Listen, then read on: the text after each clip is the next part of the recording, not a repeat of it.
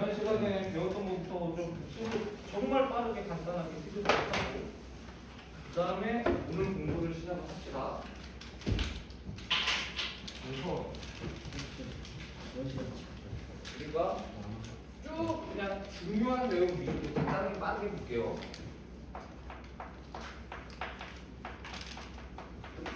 집합은 뭐냐면 집합은 원소가 특정하게 정할 수 있는 것들의 모임이다. 이렇게 얘기를 하면 됩니다. 어떤 사람이 판단하냐에 따라서 그 판단 기준이 다르면 집합이 아니야. 네. 그래서 누구든 요 안에 이 모임에는 어떤 원소가 있다라고 동의해 줄 수 있는 것들을 모아놓은 걸 집합이라고 하고요. 그때 그 대상 하나하나를 원소라고 한다. 이렇게 되는 거고. 그래서 이 집합은 종류는 큰 의미는 없어. 여러분들한테는 유한 집합과 무한 집합이 있다. 이렇게 얘기를 했던 것도 있었고, 그 다음에 집합의 표현 방법이 있는데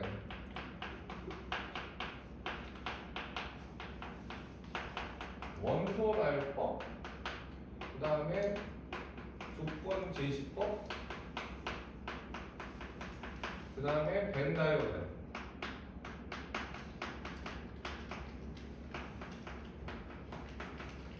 이렇게 세 가지 방법으로 표현이 된다는 거고요. 집합에서 선생님이 교재 연구하다 보니까 얘기했던 것도 있고 뭐 하나 정도 얘기해야 될 것도 있는데, 예를 들어서 A가 있어. 이렇게 표현할 수 있습니까?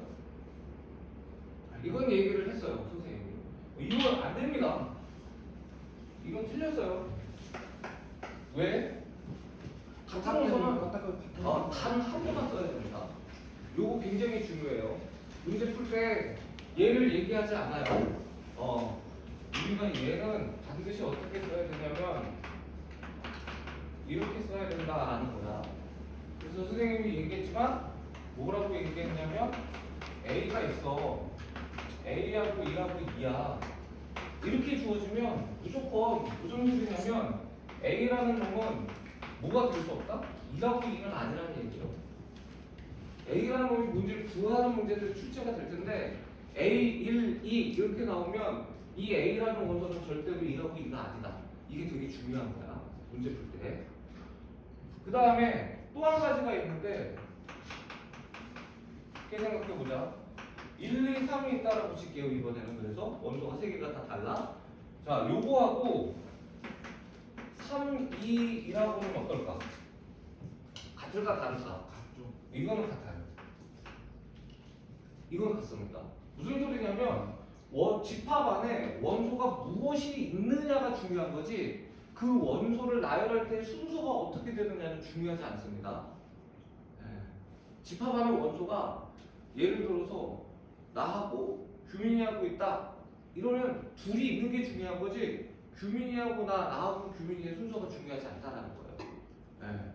그거를 여러분들이 꼭 기억을 해야 돼. 집합에서 할 때는 경우의 수를 셀 때 이 부분, 그 다음에 이 부분 주의해서 세야 되는 경우가 있어서 요거는 다시 한번 설명을 좀 해드리고요. 그 다음에 뭐가 있냐면 부분 집합이라고 있는데,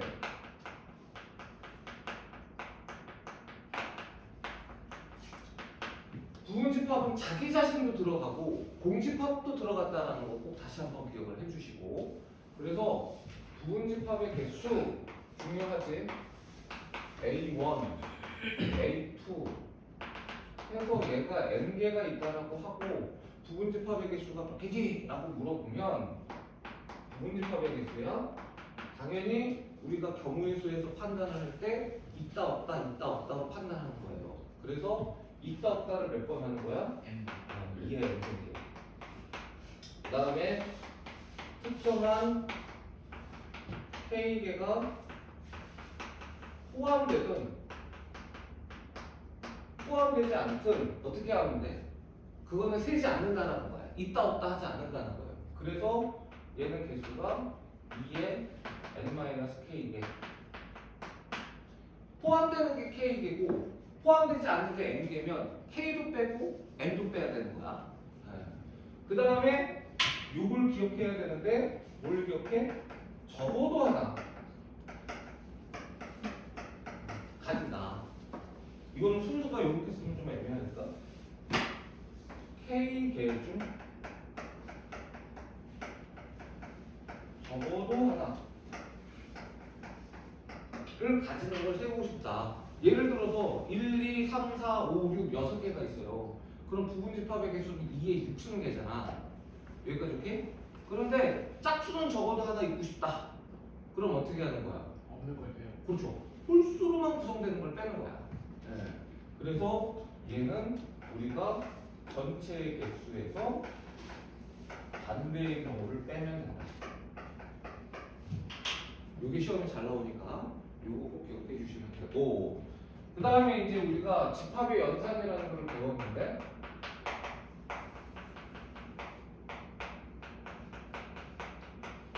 집합의 연산은 네 가지가 있어요. 뭐하고 뭐가 있지? 집합의 연산은 합집합, 그 다음에 무슨 집합? 교집합, 그 다음에 무슨 집합? 여집합, 그 다음에 무슨 집합? 차집합. 이렇게 네 가지가 있습니다. 예. 제가 이제 그 여러분들 조회수가 적어서 보면 안 본 것 같은데 선생님이 이제 대충 느낌이 유튜브 지금 용량이 선생님이 저게 핸드폰이 64기가밖에 안 돼. 코로나 직전에 산 거라가지고 나는 이렇게 동영상을 찍을 줄 모르고 64기만 그건 나한테는 뭐 태평양이식으로 샀는데 지금 매일 터져요. 그래서 지금 10시부터 10시까지 쭉 수업하는 날은 마지막 시간은 거의 녹화를 못해. 용량이 차가지고. 그래서 집에 가서 잠도 못 자고 계속 그거 뭐 유튜브 들어가가지고 뭐라고 하지? 그거 업로드를 맨날 하면 처리 좀 99%로 한 30분 기다리고 막 그래야 돼. 그것 때문에 잠도 못 자. 생각해보면. 예. 그래서 어쨌든 그리구리한데 이번에 선생님이 과연 살 수 있을지는 모르겠는데 뭐 최악의 경우는 3월 2일이라도 선생님이 핸드폰 이번에 바꿀 거예요. 약정이 이제 열흘 남았거든요. 3년째 약정이어서 원래는 나는 핸드폰을 4년을 쓰려고 산 거야 저거를. 왜냐면 새로 이제 하면 사실은 뭐 당연히 그 성지 같은 데서 사니까 핸드폰 가격 자체는 좀 저렴하게 사요. 200만 원짜리를 사도 한 7, 80만 원을 삽니다. 성지에서 사니까.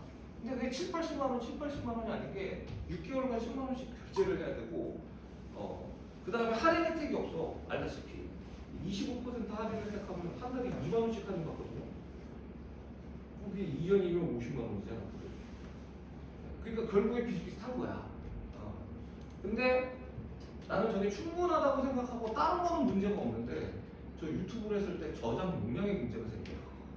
그래서 이번에 어쩔 수 없이 선생님은 1테라짜리 알아봤더니 그건 뭐 진짜 200만 원 넘더라고. 또 512기가나 가격 차이가 너무 많이 나면 256기가 된 것까지 생각하고 128기가는 저걸 바꾸는 이유는 없다고 생각해서 4배 정도 확장하면 버릴 수 있지 않을까 생각하는데 근데 어쨌든 유튜브 영상에 보면 요거 한문으로 써진 게 대문짝만 써져 있어요. 그래서 합집합, 교집합, 외집합, 차집합 이렇게 있다라고 여러분들이 기억하시면 되는 것이고 그 다음에 연산 법칙이 있는데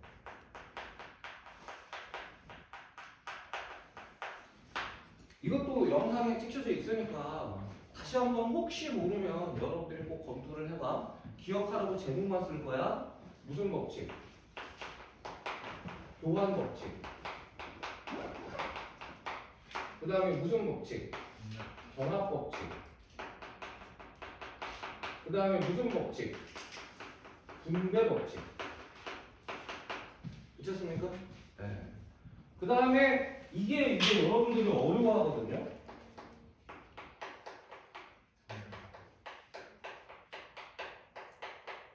근데 저는 그 얘기를 하고 싶고 이 드물간 법칙 어려워할 필요 없어요. 그냥 벤 다이어그램으로 한번 그려보고 받아들이면 돼. 어려워하지 마. 그냥 이렇구나 하고 받아들이고 여러분들은 무슨 연습을 하면 되냐면 벤 다이어그램을 적용하는 연습을 해보면 되는 거야. 그래서 이 셀에도 A단계는 벤 다이어그램으로 드물간 법칙을 증명하는 게 있을 거야. 꼭 한번 해보시고 만약에 잘 안 받아들여지면. 그리고 얘는 우리가 이렇게 되어 있어. 풀고 싶다는 거지. 이게 계산을 하려면 풀어야 되거든. 또 풀 때는 각각 들어가는 것이고 합집합이 뭐로 바뀐다? 교집합으로 바뀐다는 거 받아들이면 되는 거야. 네. 그 다음에 우리가 거꾸로 묶고 싶어져. 이번에 벤 다이어그램으로 좀 표현하고 싶어. 우리가 계산을 할 때는 풀어야 되고 벤 다이어그램으로 표현할 때는 묶는 게 유리하거든. 그러면 묶으려면 이거 묶을 수 있나? 2개짜리? 묶을 수 있다는 거야. 묶는데 합집합이 뭐로 바뀌어? 교집합으로 바뀐다는 거야. 요게 분모르간 법칙이고, 그리고 여러분들이 가장 어려워하는 게 흡수 법칙이야. 흡수 법칙은 무슨 의미에서 어렵냐면, 이게 이제 보면 거꾸로 이제 받아들이기 힘든 친구들이 이제 어려워하는 건 당연한 거고, 얘도 받아들이지 못하는데 얘는 더 못 받아들이지. 근데 받아들였어. 아, 오케이, 알겠어. 하는데 문제 나가 있거든? 근데 문제에서 뭐지? 이래요. 그건 뭐냐면 암기가 덜 된 거야. 암기가. 그러니까 흡수 법칙은 나도 다 해봤을 거 아니야. 흡수 법칙은 이게 흡수 법칙인지 처음에 잘 못 찾아. 무의식적으로. 요 분배 법칙의 형태이기 때문에 흡수 법칙인지 몰라. 흡수 법칙이 모르는데 그걸 흡수 법칙인지 알고 풀어야 돼. 그걸 연습을 해야 된다는 것이고, 공식 자체는 이렇게나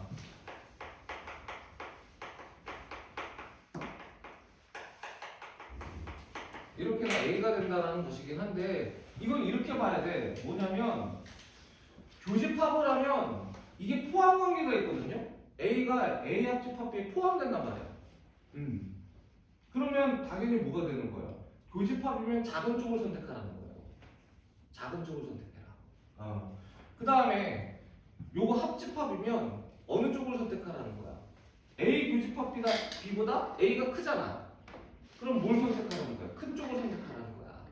그래서 예를 들어서 한번 고민해봐. 흡수 법칙인데 이렇게 나왔거든.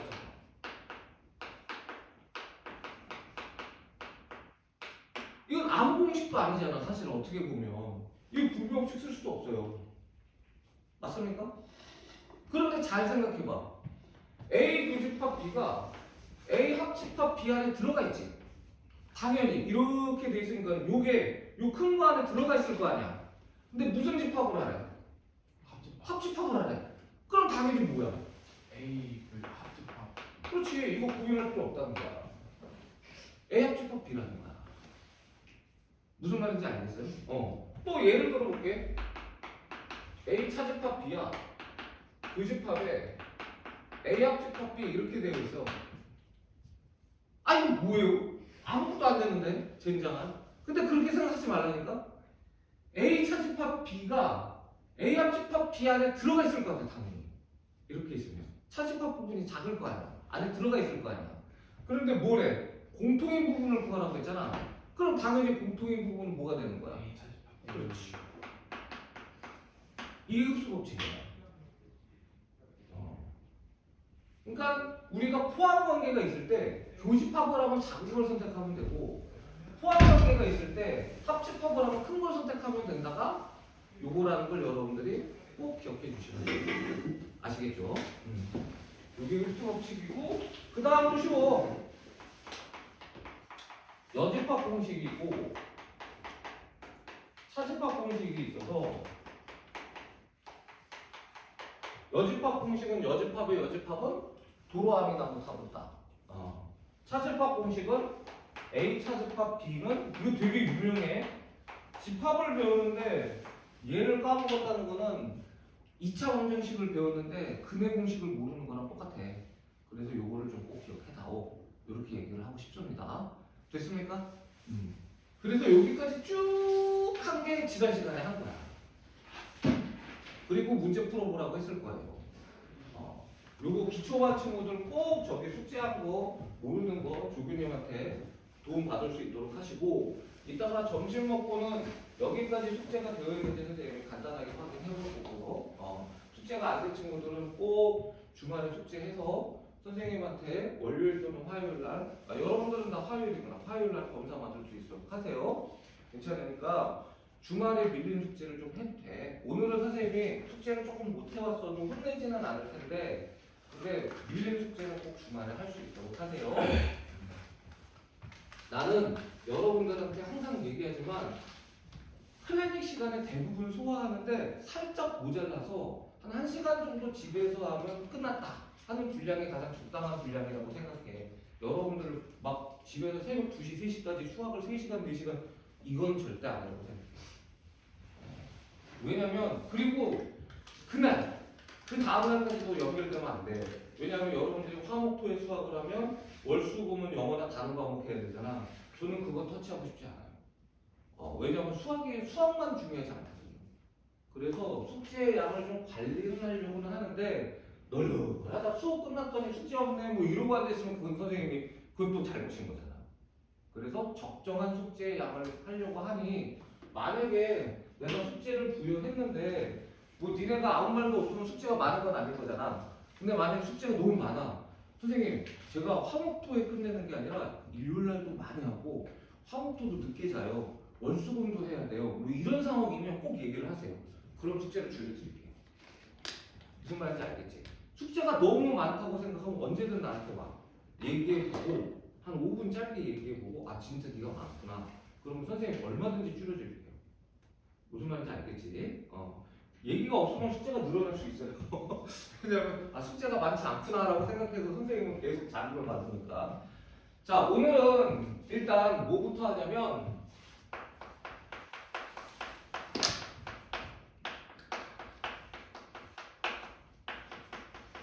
오늘은 2가지 정도의 집합의 특수한 상황에 대해서 공부를 할 거고 그 다음에 집합의 원소의 개수라는 굉장히 중요한 파트가 있거든요. 그거를 오전에 하는 게 목표예요. 오전의 목표는. 그리고 오후에 명제를 하는 게 목표인 거야, 목표는. 그래서 지금부터 이제 시작인데 그것들은 끝내야 됩니다. 자, 갑시다. 이게 특정하게 정의를 한 집합이라는 거야. 그래서 그 중에 대표적인 게 배수의 집합이라는 것인데 사실은 배수의 집합만 있는 게 아니고 배수가 있으면 모두 있니?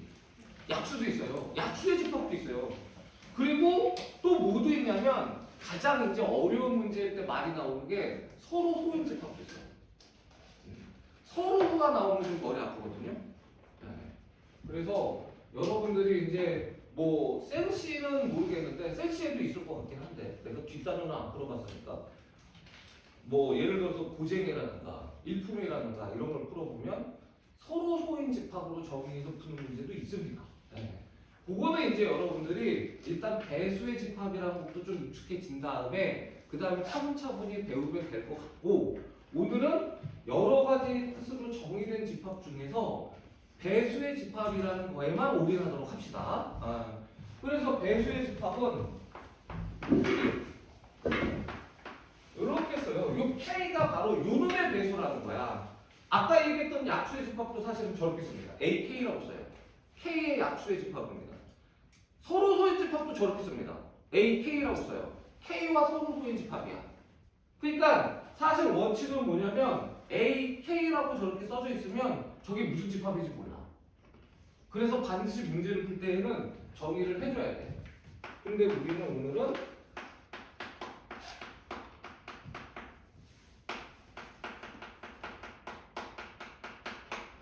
이렇게 하자는 거야. 물론 K는 자연수예요. 이렇게 K의 배수. 되셨습니까? 네. 그러면 우리가 천천히 고민을 해보면 A2 해보자 이거 쉬운 것부터 해보자. A2. 그럼 얘는 무슨 집합이니? 2의 배수니까 짝수의 집합인 거지? 그럼 어떻게 쓰면 돼?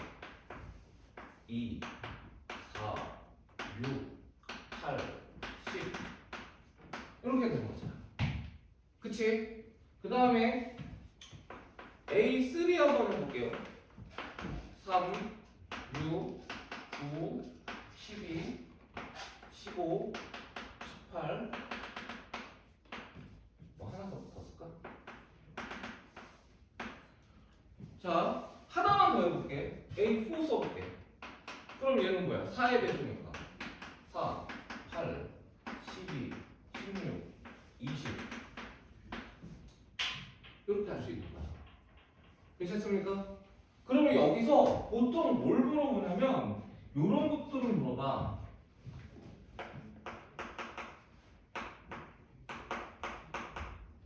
이런 거 물어봐요. AM 교집합 AN. 그러면 보세요. A2 교집합 A3를 볼게요. 공통인 거잖아. 여기 공통인 거 뭐 있어요? 그래서 내가 하나 더 썼잖아.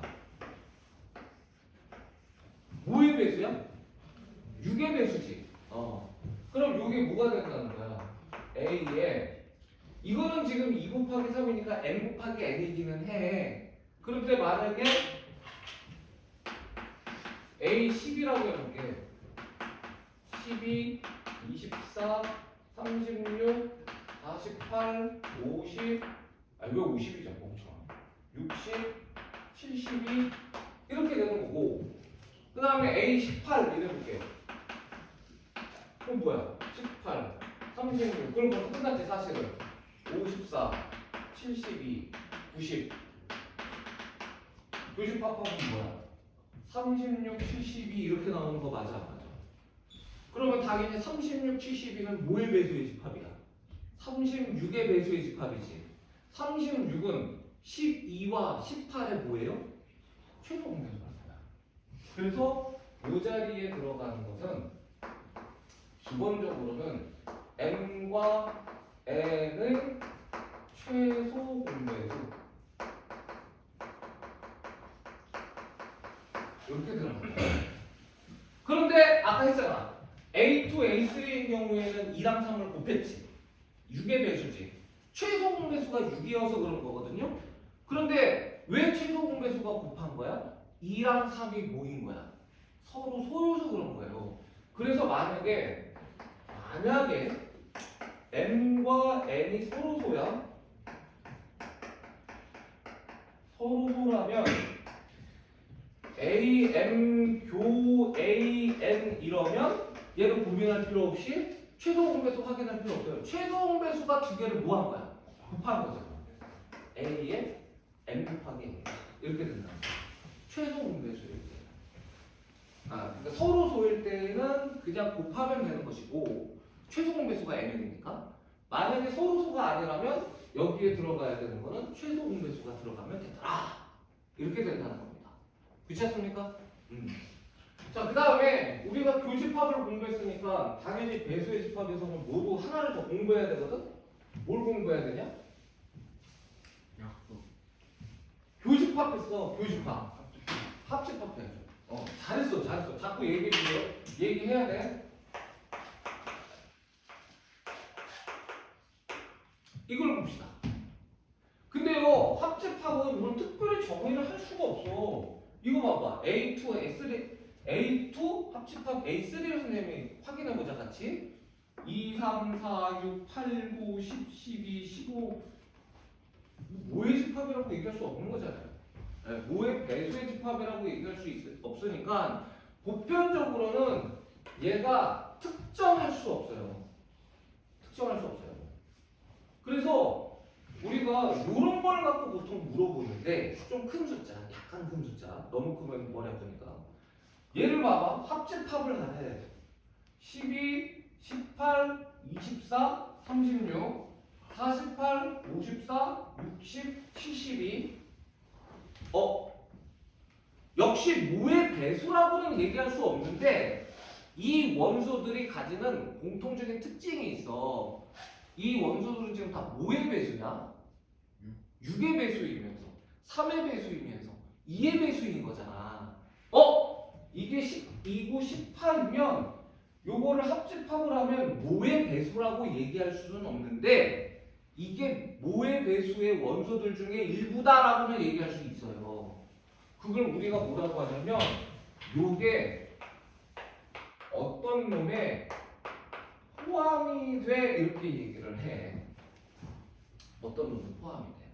근데 뭐 어떤 놈이었어요? 아까 내가 얘기했잖아. 6의 배수에 포함이 되고 3의 배수에 포함이 되고 2의 배수에 포함이 되는 거 맞아 안 맞아? 지금 이걸 합집합을 하면 원소들이 다 짝수고 다 3의 배수고 다 6의 배수잖아. 여기까지 됐지? 그러면 그 숫자는 12와 18에 모인 거야. 최대는 그렇죠. 원칙은 지금 요거는 공약수예요. 그래서 M 잘했어. 아주 잘했어. M과 N에 뭐가 들어가느냐면 공약수가 들어가는 거야. 이 자리에. 공약수가 들어가는 거야.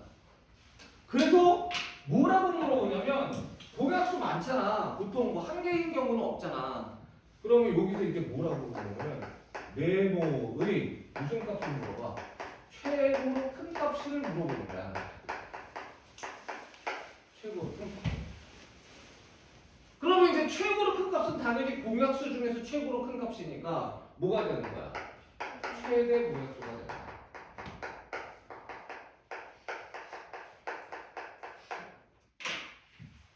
괜찮습니까? 네. 자, 그런데 합집합을 하면서 요거를 좀 한번 보고 싶어요. A2, A4. 이건 좀 특별한 관계잖아. A2는 2, 4, 6, 8, 10, 12, 14, 16. A4는 4, 8, 12, 16, 20. 무슨 관계가 있니? 얘랑 얘는 포함 관계가 있어요. 좋습니다. 네. 뭐가 뭐에 포함이 돼요? A4가 A2에 포함이 되죠. 네. 그래서 우리가 이렇게 한번 해볼게. 만약에 AN이라는 놈이 있고 ANK라는 놈이 있어. 무슨 느낌인지 알겠지? N과 K는 일이 아닌 자연수예요. 괜찮습니까? 그러면 우리가 뭐라고 할 수 있냐면 N은 NK의 약수 이렇게 얘기할 수 있는 거 맞아 안 맞아? 그렇지? 요 숫자에 요 곱해서 나오는 숫자니까 약수인 거고 거꾸로 NK는 N의 뭐가 되는 거야? 배수가 되는 거야. 그랬더니만 얘는 무조건 포함 관계가 생긴다는 거지. 약수 배수 관계이면 뭐가 커요? 뭐가 뭐를 포함합니까? 작은 게 큰 걸 포함합니다. 작은 게 더 많아요. 원소가 배수의 집합이니까 당연히 이런 포함 관계가 생겨요. A2가 A4를 포함하고 있습니다. 괜찮지?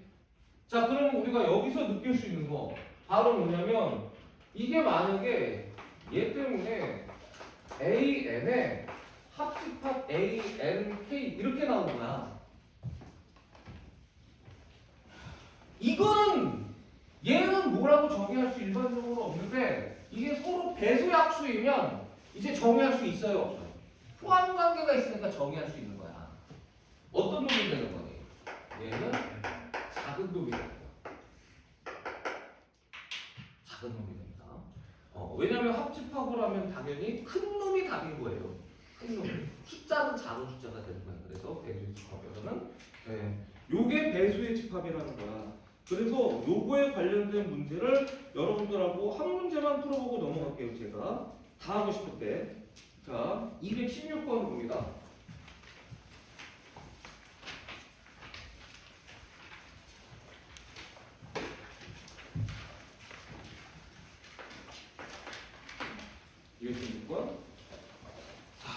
출발.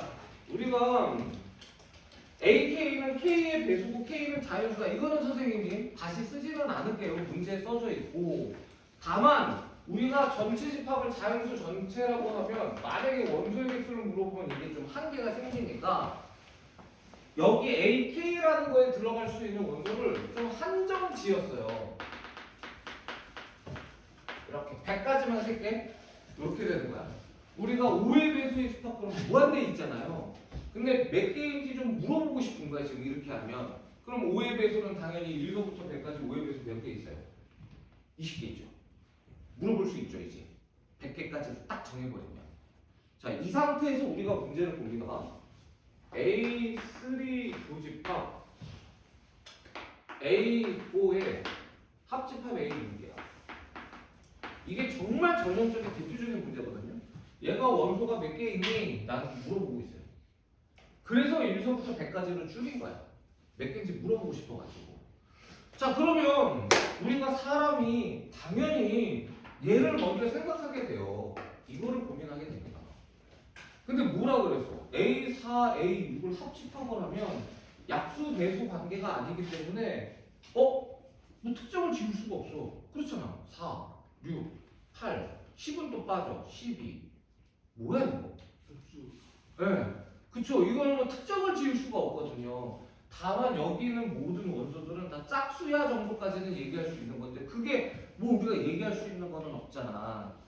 이게 왜 여기서 막히냐면 얘가 뭐이기 때문에 그래? 합집합이기 때문에 합집합을 먼저 하라고 했기 때문에 문제가 생기는 거야. 그런데 봐봐라. 교집합인 경우에는 어떤 경우도 문제가 생기지 않아요. 바로 나옵니다. 최소 공배수를 때려버리면 되니까. 무슨 말인지 이해가 되시죠?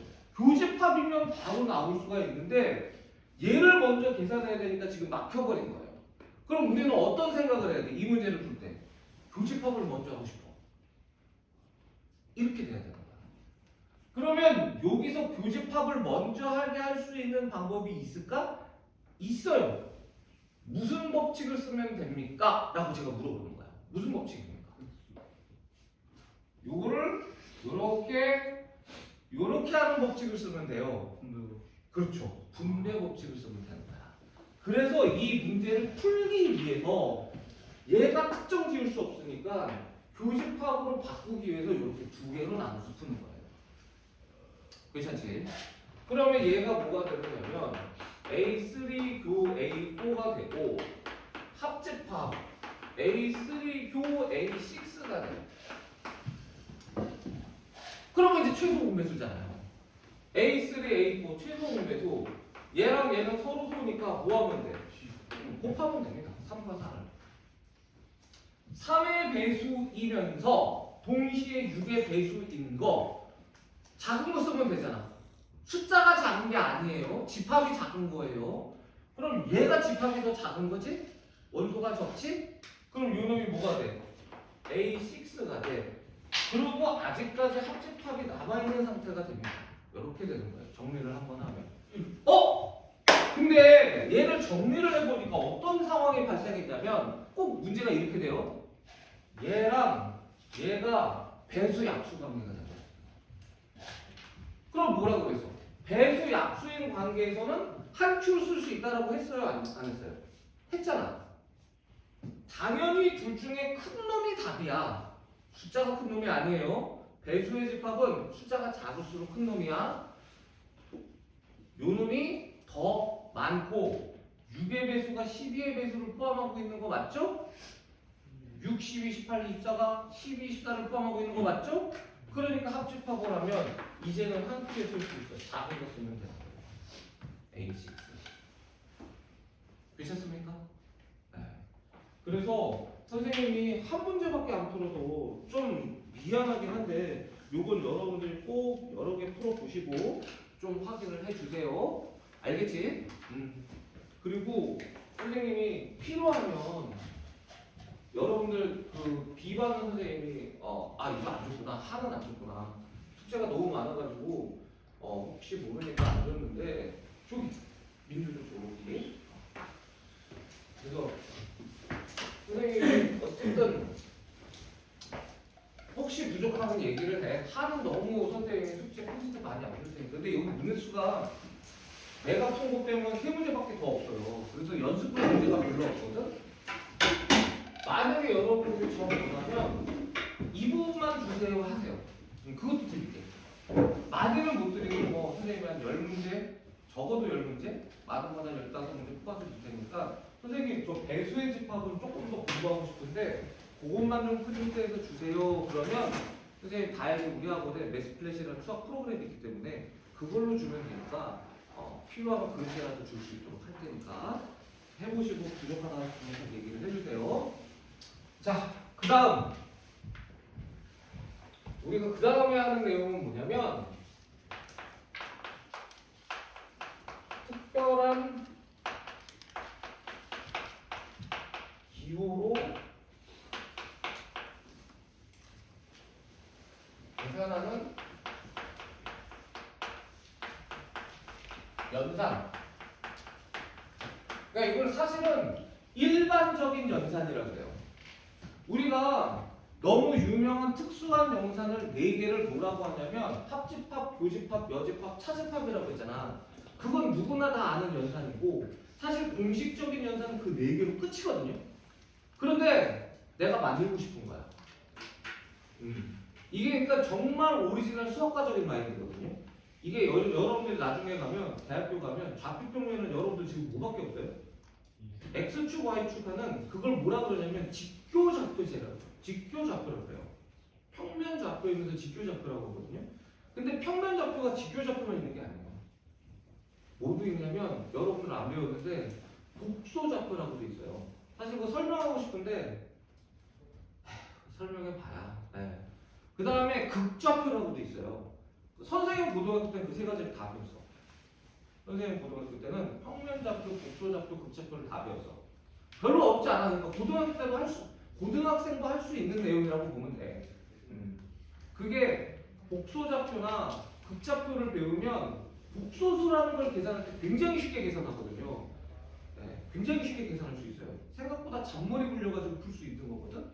근데 뭐 그렇게 잔머리를 굴려서 꼭 복소좌표를 꼭 해야 되나에 대한 어떤 의문점 때문에 나는 안 가르치는 거지. 그렇다 이렇게 생각하면 되는 거고. 근데 이제 연산도 마찬가지란 말이야. 연산도 사실은 그 4가지의 연산 말고 다른 연산을 만들고 싶은 거야. 근데 그 연산을 누구나 다 만들 수 있는 연산을 그렇게 공부하면 안 되니까 우리는 가장 대표적인 연산 하나를 배우는 거예요. 일반적인 연산 중에서 대표적인 연산. 그걸 우리가 뭐라고 하냐면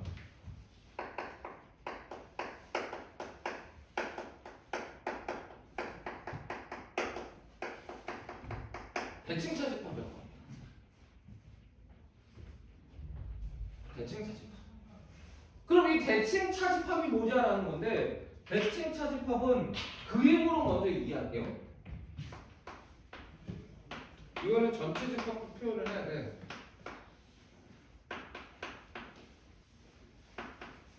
이렇게 생각하면 되는 거야. 차집합인데 대칭적으로 생겼다라고 생각하시면 돼요. 그러면 당연히 우리가 아는 일반적인 차집합은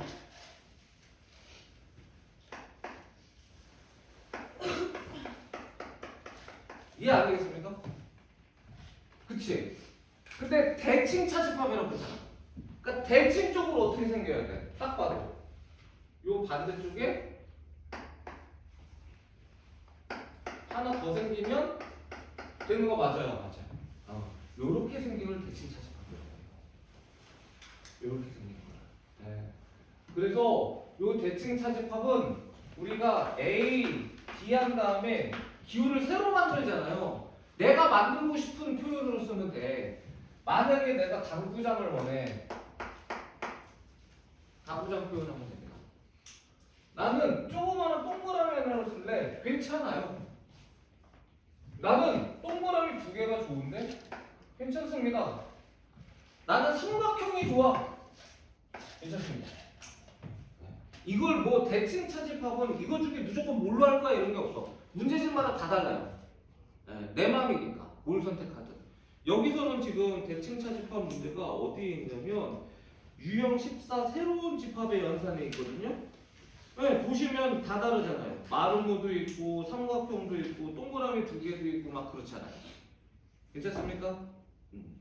그래서 요런 대칭 차집합이 있을 때 요런 모양인 거고, 요거는 기억하자. 어떤 걸 써도 되는데 이 대칭 차집합이라는 것은 뭐가 되냐면 딱 봐. 가장 기억이 나는 게 뭐니? 이거에서 이거를 뭐 하면 되는 거야? 합하면 되는 겁니다. 가장 대표적으로 눈에 딱 보이죠? 이쪽 차집합과 저쪽 차집합의 합집합이라는 게 눈에 딱 보입니다. 네. 그 다음에 또 뭐도 되냐면 얘는 요 전체에서 요 가운데 표를 쇽 뽑아낸 거 맞아요, 안 맞아요? 네. 그러니까 얘를 뭐라고 표현해도 되냐면 A 합집합 B에서 차집합 A 교집합 B라고 표현해도 되는 거야. 가장 대표적인 표현이 이 2개, 대칭 차집합. 그런데 이 문제를 출제하는 사람이 복잡하게 출제하는 걸 되게 좋아해. 그러면 얘가 사실 가장 대표적인 표현인데 복잡하게 출제하는 가장 좋은 방법은 차집합 공식 쓰는 거야.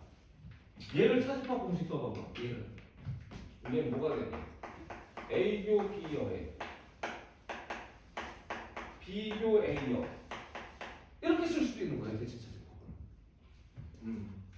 또 얘는 어떻게 쓸 수도 있어. A 합 B 교에 A교 B에 이렇게 여 이렇게 쓸 수도 있고 심지어 이것도 더 복잡하게 보이고 싶거든? 그럼 어떻게 하면 돼? 무슨 법칙 써? 등으로 간 법칙 안으로 넣어요. 다 똑같은 표현. 자 문제 봐봐. 225번 어떻습니까? 똑같이 생겼을 저기 있어요 없어? A 차집합 B, B 차집합 A 합집합 있지? 맞습니까? 대칭 차집합이라는 거야. 네. 그 다음에 226번은 대칭 차집합 잠깐만 대칭 차집합은 아니네. 요거는 우리가 완전히 새롭게 연산이 되니까 요거는 우리가 천천히 풀어봐야 된다라는 얘기 하고 싶고요. 227번 봐봐. 227번은 어떠니? 대칭 차집합 맞아요 안 맞아요? 맞죠? 이렇게 써져 있죠. 그러니까 이 표현을 여러분들이 일단 기억을 할 필요가 있다. 이렇게 선생님이 말씀을 드리고 싶습니다. 괜찮지? 그래서 대칭 차집합이 아닌 226번은 제가 풀 거예요. 그럼 어떻게 푸는지도 한번 같이 한번 보자. 그리고 나머지 두 문제 중에 한 문제도 제가 풀게. 대칭 차집합은 또 어떤지를 확인해 볼게요. 자, 그러면 이 대칭 차집합은 워낙 유명하기 때문에 이건 시험에도 잘 나오고 사실은 얘는 학교 시험만 대비하면 돼. 왜냐하면 집합이라는 게 수능 시험 범위는 아니니까 여러분들 때에도 수능 시험 범위는 아니고 여러분들 동생 때에도 수능 시험 범위는 집합 자체는 아니거든요. 집합을 알아야 수학 수능을 풀 수는 있는데 그 대칭 차집합을 알 필요는 없다. 뭐 이 정도로 생각하면 되는 건데 학교 시험을 볼 때는 얘가 시험에 진짜 잘 나와요. 그래서 거꾸로. 그래서 대칭 차집합의 성질이라는 걸 좀 한번 해볼게요. 대칭 차집합의 성질 천천히 한번 해보고요. 조금 시간이 걸리더라도 요건 증명을 하는 게 낫겠다 하면 증명도 좀 할게요. 자, 첫 번째는 세모 할게. 저 4개 중에서 그래도 세모가 제일 쓰기 편하니까 성립합니다. 이거는 쉬워요. 교환 법칙이라는 거야. 순서 바꿔도 된다는 거는. 근데 봐봐라. 이걸 BA로 바꿔 쓰면 얘가 BA가 되고 얘가 AB가 되는 거잖아. 맞아요? 그러면 요거랑 요거의 위치가 바뀌었는데 합집합은 위치가 바뀌어서 상관이 있어요 없어요? 상관없죠? 요거는 쉬워요. 그래서 바뀌어도 되네. 교환 법칙 성립하네? 이거야. 근데 2번이 이제 여러분들이 혹시 못할까봐 요건 내가 해줄 거야. 뭐냐면 자, 뭐 하려는지 느낌 와야 돼. 무슨 법칙 하는 거야? 순서가 상관이 없어. 대칭 차집합을 하는데 앞에 걸 먼저 하든 뒤에 거를 먼저 하든 상관이 없어. 를 우리는 무슨 법칙이라고 하냐면 결합 법칙이라고 합니다. 자, 그러면 결합 법칙 되는 거 한번 확인을 해볼게요. 이거 됩니다. 자, 얘를 첫 번째라고 해서 첫 번째를 한번 해볼게요.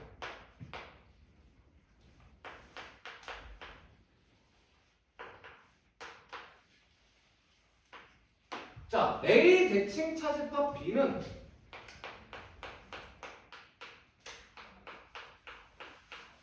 이렇게 생긴 부분입니다. 요거는 이제 독립? 이해되지? 요거는 합집합에서 교집합을 쏙 빼가 대칭 차집합이니까 여기서 요 가운데 거만 쏙 빠진 거잖아요. 됐지? 여기까지 오케이지? 그런 다음에 이제 뭐를 할 거야? 우리가 C라는 놈을 대칭 차집합을 합니다. 자, 대칭 차집합은요 합집합에서 공통의 부분을 빼면 돼요. 근데 이게 확인을 해보니까 어때? 요렇게 얘를 뺀 나머지는 합집합이잖아요. 얘를 뺀 나머지는 합집합이야. 그런데 여기서 공통인 부분, 교집합을 빼야 되는데 공통인 부분이 어디 있어요? 여기하고 여기가 공통인 거 맞아요, 안 맞아요? 그걸 빼버리자는 거야. 그럼 당연히 뭐 남아?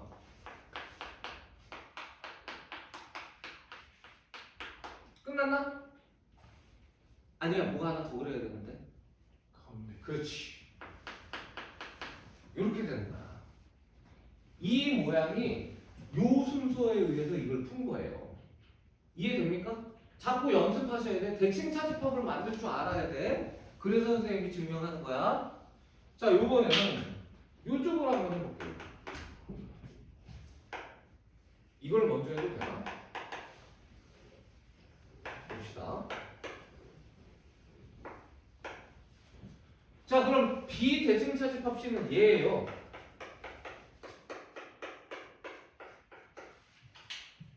그치? 네. 여기에 A라는 놈을 대칭 차집합할 거야. 그럼 대칭 차집합은 다시 한번 뭐냐면 합집합에서 공통인 부분을 빼는 거야. 얘를 뺀 나머지가 다 합집합이죠? 공통인 부분이 어디 있어요? 여기하고 여기 있는 거 맞아요, 안 맞아요? 그걸 빼면 당연히 어떻게 되는 거야? 벌써 느껴지지? 그림이 똑같아요, 안 똑같아요? 당연히 요 바깥에 있는 거 다 빼고.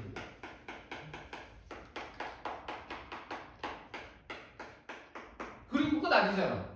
요 가운데는 한 번만 칠해져 있잖아. 파란색만 칠해져 있잖아. 그러니까 얘는 살아남은 거 맞아, 안 맞아요? 오, 신기하다. 이쪽을 먼저 하든 이쪽을 먼저 하든 두 개의 결과가 같아요, 달라요? 같은 거 확인했어요, 안 했어요? 네. 그래서 무슨 법칙이 성립한다? 무슨 법칙? 견합 법칙이 성립한다는 거예요, 대칭 차집합은. 네. 자, 그 다음에 A로 시작하는 거 4개의 연산만 기억하자. 아주 특별한 거, 신기한 거. 뭐가 있냐면 A 대칭 차집합 A가 있고 A 대칭 차집합 A의 여집합이 있고 A 대칭 차집합 동집합이 있고 A 대칭 차집합 전체 집합이 있다. 요것만 좀 익숙하면 뭐 예를 들어서 전체 집합 대칭 차집합 전체 집합은 얘거든요. 똑같잖아. 네. 그래서 어떤 거를 해도 나머지는 다 얘를 활용해서 할 수 있으니까 요거 4개만 볼게요. 자, 요거 4개 갑니다. A 대칭 차집합 A부터 봅시다. 여기서 보면 돼. 이게 다 A라는 거거든요. 맞아요? 그러면 A에서 A 나가는 무슨 집합? 공집합. A에서 A 나가는 또 무슨 집합? 공집합. 두 개의 공집합을 합해봐야 공집합이야. 괜찮습니까? 어쨌든 기본적으로 얘는 차집합이기 때문에 똑같은 걸 대칭하면 공집합이 됩니다. 그럼 이거 맞춰보세요. 예상컨대 얘는 뭐일 것 같아요? 이놈의 공집합이면 왠지 A 아니면 전체 집합일 가능성이 있어. 근데 느낌상 이게 공이면 A라기보다는 얘는 전체 집합일 것 같아. 확인해 볼게요. 자, 요 자리에 A의 여집합이 들어가는 겁니다. 출발. A에서 A가 아닌 놈들은 다 나가. 우리 A가 아닌 놈들은 없는데? 얘는 뭡니까? A 차집합, A 여집합은 A예요, 그대로. A가 아닌 애들이 없어요. 다 A이기 때문에 A에서 A의 여집합을 차집합하면 A입니다. 거꾸로 여기는 뭐냐면 A의 여집합에서 A를 빼는 거야. 다 A가 아닌 애들 됐을 때, 야, 여기서 A 놈은 다 나와. 지금 뭐라 그러는 거야? 그럼 한 놈도 안 나가는 거야. 그러면 요거 A에서 A 여집합하면 A. A 여집합에서 A 하면 A의 여집합인데 그걸 지금 뭐 하고 있습니까? 합하고 있죠. A인 거와 A가 아닌 걸 합하라는 거야. 당연히 뭐가 됩니까? 전체 집합이 되는 거 맞아요? 맞아요. 이게 맞지. 괜찮니? 네. 자, 요놈 한번 해볼게요. A 대칭 차집합 공집합입니다. 갑니다. 여기서 하면 편해요. 자, A 합집합 공집합은 뭡니까? A 합집합 공집합. A잖아. 합하면 안 하잖아. 아무것도 안 더할 건데. 자, A 교집합 공집합하면 뭐예요? 공집합입니다. 공집합은 이럴 때는 절대 권력을 가져요. 교집합하면. 그럼 뭐야 이게 결론적으로 A에서 공집합을 뺄 거야. 뺄 거 있어요? 하나도 없지. 그럼 당연히 뭐가 되는 거야 이게? 그대로 A가 되는 거야. 그대로 A가 됩니다. 자, 그럼 요건 뭐일 것 같아요? 예측해 봅시다. A 대칭 차집합 전체 집합은 A의 여집합일 가능성이 높겠죠? 확인해 봅니다. 자, A에서 전체 집합을 합집합할 거야. 그러면 전체 집합이 되는 거 맞아요, 안 맞아요? A랑 전체 집합을 교집합할 거야. 공통인 부분. A인 거 맞아요, 안 맞아요? 맞지? 그러면 전체에서 A를 뺀대요. A를 차집합한대. 그럼 당연히 뭐가 나와? A가 아닌 게 남는 거 맞아요, 안 맞아요? 네. 그래서 A의 여집합이 되는 거야. 이렇게. 되셨습니까? 네. 그러면 여러분들이 자 225번 한번 보세요. 대칭 차집합입니다. 대칭 차집합. 한번 해봐. 다시 한번 기억을 더. 안 보고 한번 해봐. 안 보고 부탁인데. A 대칭 차집합 전체 집합이 뭐냐라고 물어봤어요. 그러면 뭐가 된다? 이거 기억 못하지 아직. A의 여집합이 맞습니다. 그 다음에 우리가 A의 대칭 차집합 공집합은 A가 맞아요. 그 다음에 A 대칭 차집합 A는 A가 아니에요. 무슨 집합이라고 했지? 공집합이라고 했잖아. 그래서 우리가 옳지 않은 것은 몇 번이 된다? 3번이 된다. 이렇게 얘기할 수 있는 거야. 그 다음에 이제 봅니다. 전체 집합의 대칭 차집합 공집합이에요.